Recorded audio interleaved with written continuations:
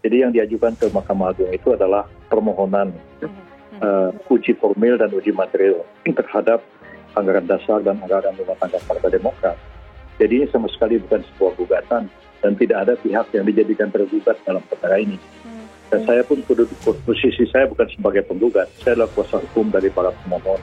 Judicial review ini hanya akal-akalan gerombolan KSP Muldoko ya, untuk memperpanjang napas setelah gugatan demi gugatan mereka satu persatu rontok di pengadilan. Terakhir kita tahu kalau kuasa hukum pihak KSP Muldoko, Jose Baiduda, mencabut gugatannya dan sekaligus mundur sebagai penggugat. Perkembangan baru di bidang hukum tata negara dan hukum administrasi negara di negara kita ini.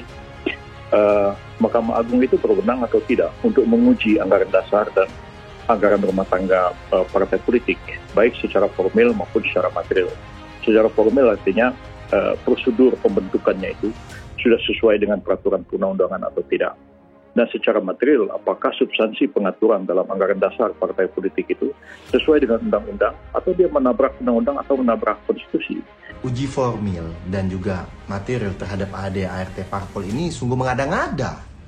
Kalau memang niatnya untuk perbaikan kualitas parpol atau demokrasi, harusnya yang diuji itu AD/ART seluruh parpol, termasuk AD/RT PBB yang diketuai oleh Yusril sendiri. Kenapa hanya AD/RT Partai Demokrat ini?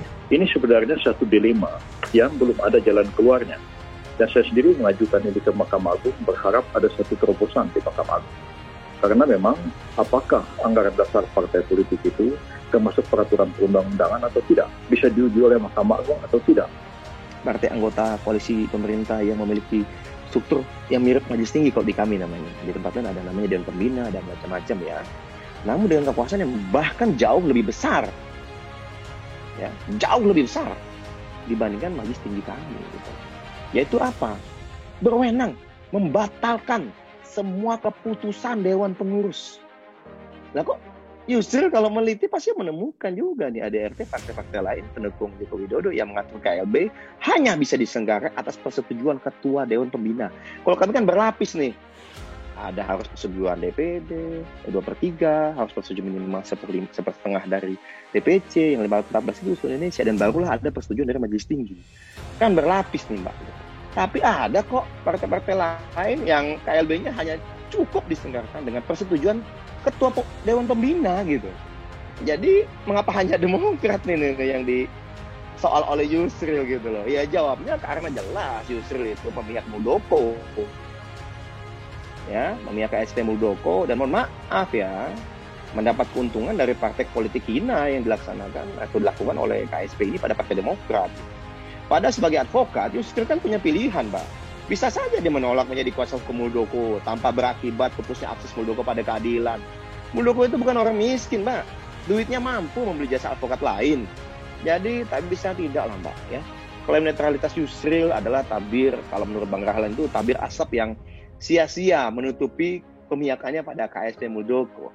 Alih-alih Yusril memilih menjadi kampion demokrasi seperti klaimnya sendiri, Yusril dalam kasus ini justru, ini saya kutipan Bang Rahlan, kata-kata Bang Rahlan Nasidik ya, kuku-kuku tajam dari partai politik yang menindas gitu. Ya, ini pandangan kami ya terhadap situasi ini gitu. Bagi saya ini sesuatu hal yang sangat menarik, dan karena itu ketika 4 orang ini meminta kepada saya untuk mengkaji masalah ini, saya katakan fine, kita aja itu ke Mahkamah Agung dan kita lihat hasilnya seperti apa.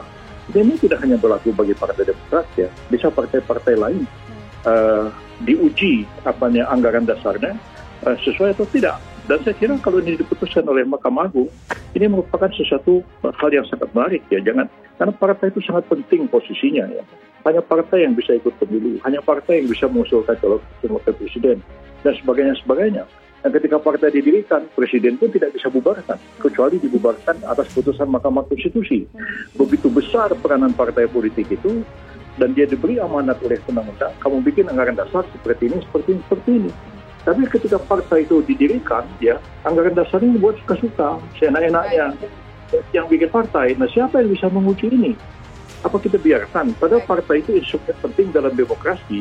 Jangan sampai ada partai yang justru tidak demokratis bahkan cenderung monolitik.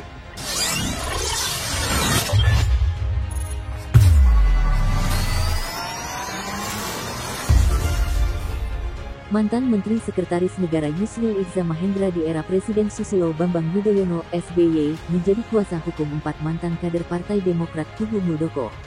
Yusril mendampingi 4 kader yang menggugat ADART Partai Demokrat ke Mahkamah Agung. Membenarkan bahwa Yusril dan Yuri mewakili kepentingan hukum 4 orang anggota Partai Demokrat mengajukan judicial review ke Mahkamah Agung, kata Yusril, Kamis tanggal 23 September tahun 2021. 4 orang yang dibantu Yusril adalah kader Demokrat yang telah dipecat oleh Agus Harimurti Yudhoyono (AHY). Mereka dipecat lantaran hadir dalam kongres luar biasa di Sumut yang menetapkan Muldoko sebagai ketua umum.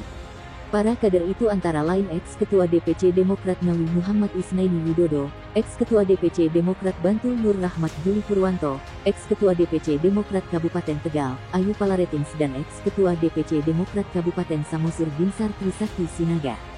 Yusril mengatakan pihak termohon dalam gugatan nanti adalah Menkumham Yasona Laoli selaku pihak yang mengesahkan ADART Demokrat pimpinan AHY pada 2020 lalu. Yusril mengklaim upaya untuk menguji formil dan material ADART Parpol ke MA merupakan hal baru dalam hukum Indonesia. Yusril menjelaskan bahwa ADART dibuat Parpol atas perintah undang-undang. Akan tetapi, menurut Yusril, sejauh ini tidak ada lembaga yang menguji ketika ADART suatu Parpol bertentangan dengan undang-undang atau UUD 1945.